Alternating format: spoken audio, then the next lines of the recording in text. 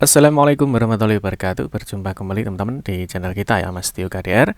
Teman-teman, kemarin kita akan berbagi informasi kembali ya, masih di seputar pendataan non ASN atau tenaga honorer ya. Di sini ada informasi terbaru teman-teman ya. Ini terkait bagi teman-teman yang sudah melakukan pendataan ya, maupun belum membuat akun ya, dan juga mungkin yang ada perbaikan data. Dan yang terakhir teman-teman, di sini nanti ada gini ya, jadi BKN ini kembali menegaskan ini tentang pendataan non ASN. Di sini teman-teman kalau kita rangkum ya, nantinya ada 5 poin penting ya yang harus kalian ketahui, termasuk di salah satunya yang paling penting adalah di poin 2 teman-teman ya. Ini ada hubungannya dengan batas waktu terkait dengan perbaikan data. Dan yang terakhir teman-teman, ini juga yang tidak kalah penting, yaitu adalah bagaimana sih nasib tenaga honorer ini yang belum masuk di pendataan non ASN. Apakah di saat ini ya sudah ada informasi atau belum dari BKN.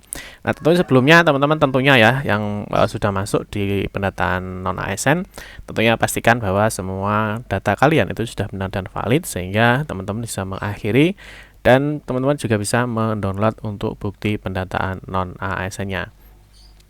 Oke teman-teman, kita akan membahas ada poin penting apa yang disampaikan BKN terkait dengan pendataan non ASN. Tapi seperti biasa kita ingatkan dulu, mungkin bagi kalian yang baru bergabung di channel ini atau mungkin baru melihat channel ini, jangan lupa klik tombol like dan subscribe. Silahkan bunyikan lonceng notifikasinya biar Anda selalu mendapatkan informasi-informasi terbaru dari kita. Nah, mungkin bagi kalian yang suka membaca berita, silahkan kunjungi saja di laman resmi kita, mastiokade.com. Di sini kita akan berbagi informasi khususnya di seputar dunia pendidikan. Oke, kita mulai teman-teman. Di sini ada penjelasan kembali ya. Jadi BKN kembali menegaskan tertuang dalam surat di dalam website resmi BKN teman-teman ya, terkait dengan pendataan non ASN. Nanti kita akan rangkum ada 5 poin penting ya, yang mungkin kalian bisa segera untuk melakukan tindak lanjut. Ya, nanti kita akan cross check ada informasi apa terkait dengan informasi ini. Yang pertama teman-teman, di sini di website resmi ya BKN bahwa BKN memberikan informasi di portal resminya Badan Kepegawaian Negara atau BKN. Di sini dijelaskan ya bahwa pendataan tenaga non ASN ini bukan untuk pengangkatan ASN. Ini sebenarnya sudah jelas teman-teman ya, dituangkan di dalam tindak lanjut pendataan tenaga non ASN di lingkungan instansi pemerintah yang disampaikan setelah tanggal 30 September 2022. Ini sudah jelas ya di poin 2 bahwa pendataan sebagaimana angka 1 ini dilaksanakan bukan untuk mengangkat tenaga non ASN menjadi ASN. Ini sudah dijelaskan ya di dalam edaran resminya. Terus di sini kalau kita baca teman-teman, di sini di adanya rakor ya atau rapat koordinasi di sini di Denpasar, Humas BKN. Ini Kepala Kantor Regional atau Kanrak 10 BKN Dispeser ini Denpasar ya, Pak Paulus Dilaksono menyapa masyarakat di wilayah perbatasan bagian timur Indonesia, tepatnya di Kota Atambua, Nusa Tenggara Timur ya. Ini per Rabu 12 Oktober 2022 ini melalui siaran radio Republik Indonesia atau RRI Atambua. Nah, di sini teman-teman ada beberapa hal yang dijelaskan ya. Nah, pertama di sini ada terkait dengan pendataan non ASN saat dikonfirmasi melalui acara lintas Atambua. Ini Kepala Kanrek 10 BKN menegaskan bahwa pendataan saat ini dilakukan untuk memetakan tenaga non ASN di lingkungan instansi pemerintah. Pendataan tenaga non ASN ini bukan untuk mengangkat ya, atau bukan sebagai pengangkatan menjadi ASN, tetapi untuk memetakan dan mengetahui jumlah tenaga non ASN di lingkungan instansi pemerintah, baik instansi pemerintah pusat maupun di pemerintah daerah. Nah, di sini juga dijelaskan teman-teman ada beberapa hal yang sudah kita rangkum ya terkait dengan informasi yang kita ambil dari website resmi dari BKN. Oke, kita langsung saja teman-teman di kesimpulan ya dari poin ini ya. Kita ambil di 5 poin pentingnya.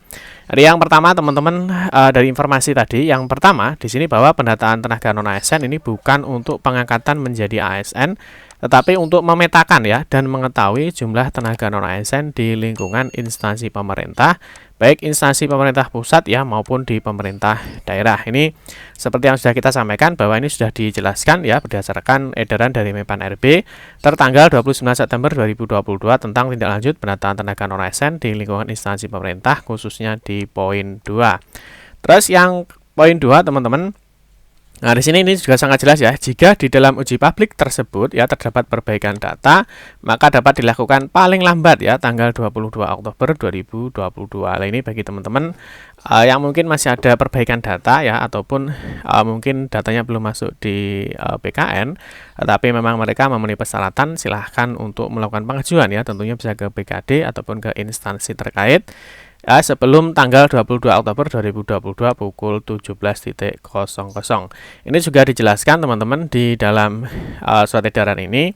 Di sini di poin D ya, di poin 4D, bahwa perbaikan data terhadap hasil umpan balik masyarakat. Jadi teman-teman yang sudah masuk di laman pendataan non ASN, itu misalkan ada perbaikan ya di sini ya. Nah, ini kalau ada perbaikan, nah ini dilakukan ya jangka waktu 10 hari kalender atau paling lambat tanggal 22 Oktober 2022 pukul 17 melalui sistem aplikasi pendataan tenaga non-ASN BKN. Jadi, bagi teman-teman yang sudah datanya masuk di BKN ya, tentunya jika masih ada perbaikan ataupun yang lainnya ya, silahkan untuk berkoordinasi di masing-masing instansi atau BKD-nya. Terus di poin 3 teman-teman, di sini untuk tetap bekerja ya, untuk tetap bekerja dan berhati-hati. Di sini teman-teman ya, ini juga ada himbauan ya. Dengan oknum, yakni dengan oknum yang menjanjikan pengangkatan menjadi seorang ASN. Ini kepada seluruh tenaga non ASN di Atambua ya, dan juga tentunya untuk di semuanya ya. Jadi tetaplah bekerja seperti biasa dan jangan sampai termakan bujuk rayu oknum yang tidak bertanggung jawab yang menjanjikan dapat mengangkat menjadi P3K ataupun PNS.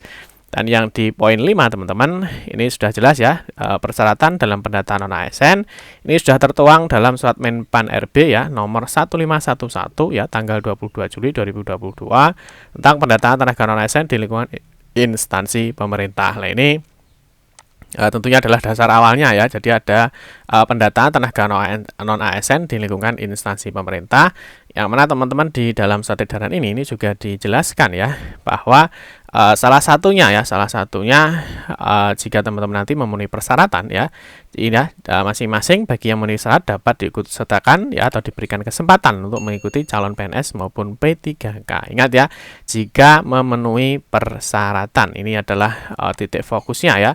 Selain memenuhi persyaratan, tentunya juga ada yang namanya formasi atau kebutuhan jabatannya. Di sini juga sudah dijelaskan ya terkait dengan siapa saja yang bisa masuk di pendataan non ASN.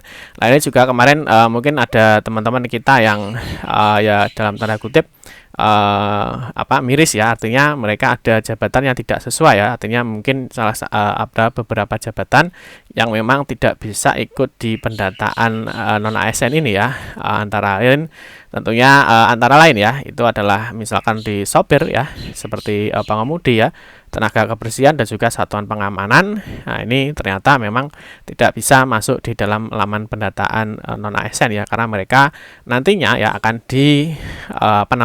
dialihdayakan ya, atau dialihkan menjadi tenaga outsourcing. Nah, ini di poin terakhir ini terkait bagi teman-teman yang belum masuk ya di dalam pendataan non ASN, ataupun mungkin bagi teman-teman yang jabatannya ya memang tidak boleh masuk di dalam aplikasi pendataan non ASN. Di sini dijelaskan dari informasi tadi bahwa di poin 5 ya, di sini yang poin 5. Nah, ini sementara ya untuk tenaga non ASN yang tidak masuk di dalam pendataan, hingga saat ini belum ada kebijakan dari pemerintah pusat terkait dengan hal tersebut. Jadi untuk teman-teman yang memang kemarin sudah masuk ya tetapi kena warning ya, karena memang jabatan-jabatan seperti sopir ya, sopir atau pengemudi ya, tenaga kebersihan maupun pengamanan ya, itu memang tidak masuk di dalam pendataan non ASN. Nah, ini memang saat ini belum ada kebijakan dari dari pemerintah pusat. Nanti kita tunggu saja teman-teman ya, semoga ada kabar terbaik ya, sehingga semua tenaga honorer itu bisa mengikuti baik itu di seleksi P3K maupun di CPNS. Dan tentunya teman-teman jangan lupa ya, sekali lagi mumpung masih ada waktu, jangan sampai terlambat ketika masih resume ya, segera untuk dilakukan finalisasi jika data kalian sudah valid dan benar, dan pastikan kalian sudah mencetak ya untuk kartu informasi akun, maupun kalian sudah mencetak untuk bukti pendataan non ASN di tahun 2022 ini. Oke teman-teman, cukup sekian saja informasi yang dapat kami sampaikan ya, semoga bermanfaat. Mohon maaf jika ada salah-salah kata dalam memberikan informasi dan penjelasan. Kita berjumpa kembali di video-video berikutnya. Saya akhiri, wassalamualaikum warahmatullahi wabarakatuh.